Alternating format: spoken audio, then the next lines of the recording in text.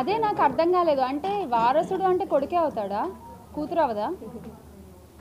అది ఏమో మరి మెగాస్టార్ చిరంజీవి గారు ఏ ఉద్దేశంతో అన్నారో నాకు తెలియదు. కానీ వారసుడు అనేవాళ్ళు కొడుకులే అవ్వాలి అనేటువంటి ఒక ఆలోచన నుంచి అందరూ బయటకు వస్తే బాగుంటుంది. ఇంత ఇంత మహిళలు ఇంత అభివృద్ధి చెందుతూ ఇంత ముందుకు నడుస్తున్న ఈ రోజుల్లో కూడా వాళ్ళ ఇంట్లో వాళ్ళ కోడలే ఉంది. ఉపాసన గారు ఎంత చక్కగా రన్ చేస్తున్నారండి, ఒక డైనమిక్ లేడీ, ఒక ఉమెన్.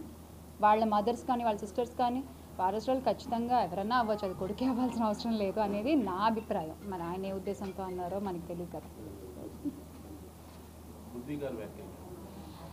మనం అంటే నిన్న నేను ఆల్రెడీ నా ప్రెస్ మీట్లో మాట్లాడడం జరిగిందండి. ఒకళ్ళు మాట్లాడేటువంటి వ్యాఖ్యల వల్ల మొత్తం వ్యవస్థ దెబ్బతినకూడదు.